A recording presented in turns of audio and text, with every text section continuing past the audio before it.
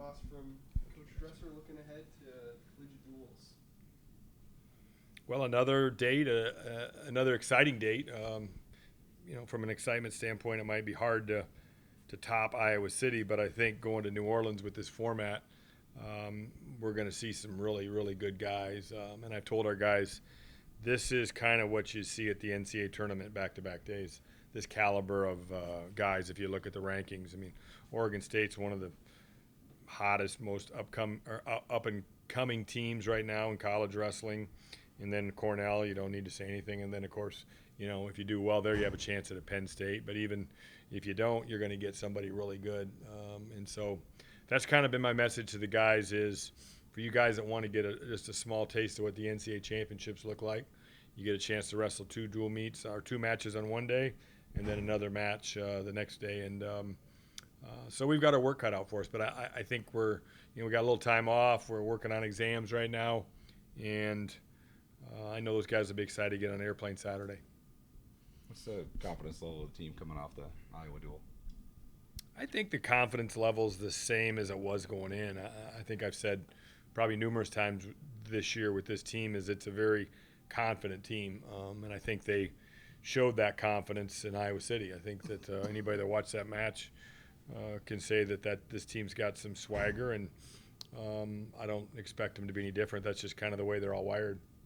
We've talked a lot about Panero's swagger, but just from a technique standpoint, his whole bag of tricks he talked about, he feels like he can throw so much stuff at so many guys. That's part of what makes him so confident. How would you describe, I guess? Well, I think the beauty of Panero is that Panero thinks he can do just about anything. So he has a lot more bag of tricks than I think he has bag of tricks, right? And that's the most important thing is that as long as he thinks he's got a big bag of tricks, then what I think doesn't matter. So, we just see something new out of him all the time. So he's probably got some tricks in there that I don't know about that he's maybe going to release in New Orleans. But there's never a dull moment with Panero. It's probably bad to follow him in a press conference too because he's kind of like Coach Carr. He's just a show stealer. So, he's got look at his lineup. He's got the guy from Penn State who's ranked ahead of him, and then of course he's got Yanni.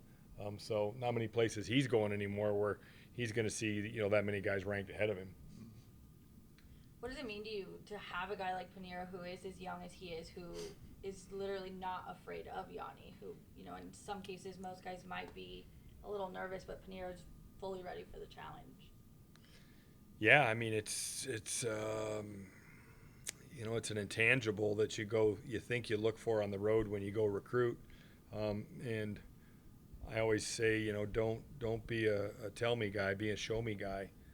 And Panero's been telling me for a long time he's pretty darn good, but he's starting to show me that he's pretty good too. So I think sky's the limit with that guy. I'm just curious to see how he progresses, and he's going to have some bumps in the road. I'm curious to see how he handles those bumps.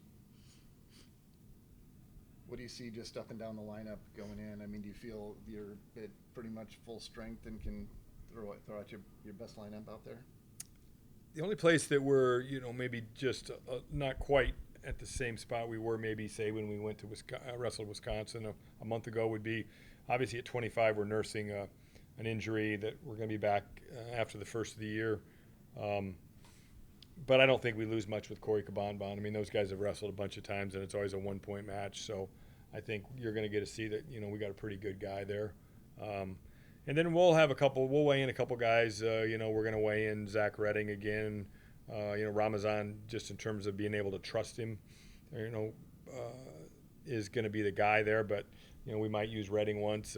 74, I think Broderson's, kind of a little bit in front of Devine right now. We'll take some young guys, like we're going to take Perryman at 25. We're going to take Gaitan at 74. I'm not quite sure if we're going to wrestle those guys. They only get so many bullets this year, and we'd like to definitely keep those two guys redshirted. But we're going to take them along for the experience. But other than that, it's going to be pretty much our normal lineup. And, we just got to hold in there for two on Monday and then one on Tuesday. What were your biggest takeaways for 157 at the UNI Open?